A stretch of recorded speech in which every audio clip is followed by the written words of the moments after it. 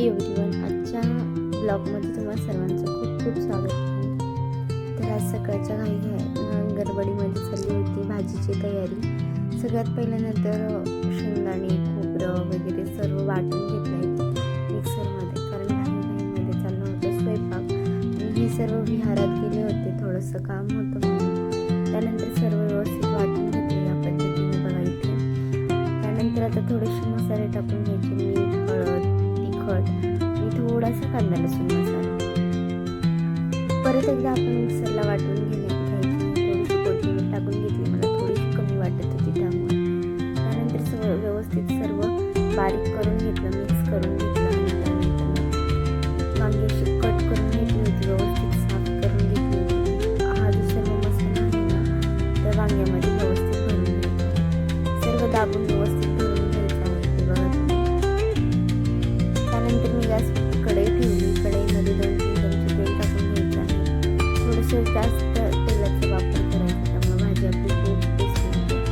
सगळ्यात अगोदर मोहरी टाकली, नंतर जिरं टाकली, व्यवस्थित फुलू दिली तेलामध्ये. त्यानंतर एक मीडियम साईजचा कांदा या पद्धतीने कट करून घेतला होता, तो पण टाकून घेतला. आता हे सर्व व्यवस्थित 5-10 मिनिटं मंद आचेवरती व्यवस्थित असं फ्राय करून घ्यायचं. त्यानंतर थोडंसं हळद, काळं तिखट आणि कांदा लसूण मसाला टाकला आणि सर्व वांगी जी भरून घेतली होती ती टाकून घेतली. आणि आता एक 5 ते 10 मिनिटं आपण हे सर्व व्यवस्थित तेलामध्ये फ्राय करून घ्यायचं आहे.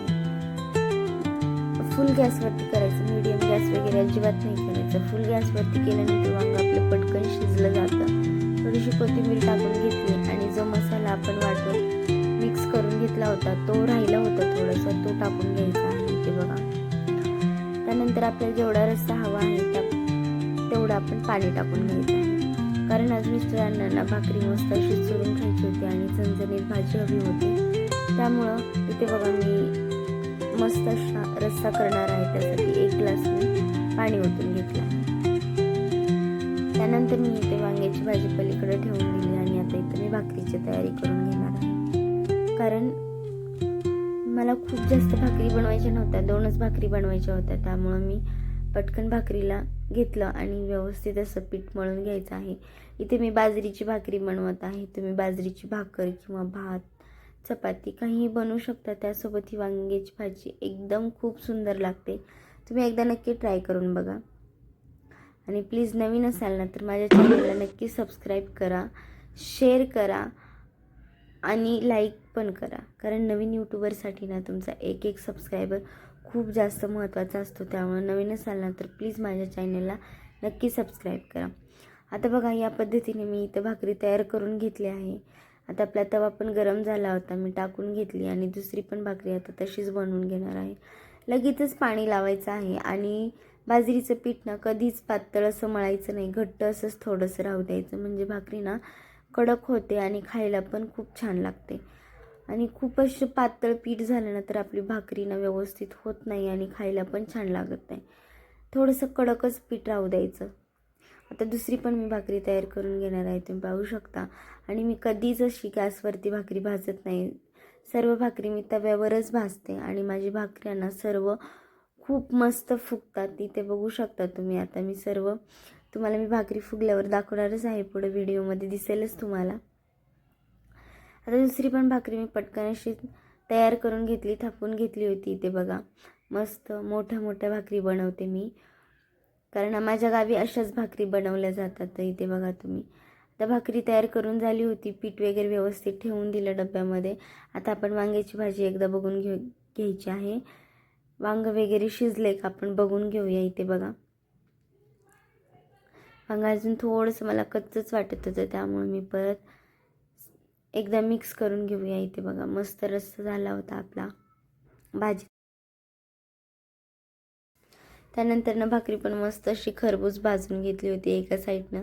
आता इथे बघा बिलकुल काहीच करायची गरज लागत नाही, आपली भाकरी मस्त अशी टम्म फुगली जाते तव्यावरतीच आणि कडक पण होते. गॅसवरती भाजायची वगैरे अजिबात गरज लागत नाही. आणि ना मला गॅसवर भाजलेल्या भाकरीचा थोडासा वासच येतो, त्यामुळे मी कधीच गॅसवरती भाकरी भाजून घेत नाही, अशीच भाजते तव्यावरती. आता एक भाकरी आपली तयार झाली होती. आता मी दुसरी पण मला थोडीशी जाड वाटत होती म्हणून मी परत एकदा व्यवस्थित थापण्याचा प्रयत्न केला, पण खाली चिपकत होती त्यामुळं परत ठीक आहे राहू द्या म्हटलं, जाऊ द्या आता. त्यानंतर पाणी व्यवस्थित लावून घेतला, ते सर्व व्यवस्थित साफ करून घेतलं किचन वगैरे. ही पण भाकरी परत पलटून घेतली आणि वांग्याची भाजी परत बघून घेतली की बाबा पातळ वगैरे, म्हणजे खूप जास्त पण वांगं नाही शिजवायचं. मला ना थोडंसं कच्चं वांगंच आवडतं खायला, कारण खूप मस्त लागतं असं बनवल्यानंतर वांगं. इथे बघा, आता आपण बघूया आपलं वांगं शिजलंय की नाही. अगोदर मी कोथिंबीर टाकून घेतली. कोथिंबीर भाजीमध्ये खूप म्हणजे मला आवडते विशेष म्हणजे. त्यानंतर मी वांगं बघितलं, पण थोडंसं मला कच्चं वाटत होतं. त्यानंतर मी अजून 5 मिनटं राहू द्यावं म्हटलं. तर दुसरी पण भाकरी व्यवस्थित तुम्ही बघू शकता इथं मस्त दुसरी पण भाकरी फुगली जाते, व्यवस्थित होते इथे बघा मस्त अशी. ही थोडीशी जाडच झाली होती भाकरी. ही पण भाकरी व्यवस्थित अशी फुगली आहे. मला आवाज देत होते बाहेर, गणपतीची आरती करायला जायचं होतं मला.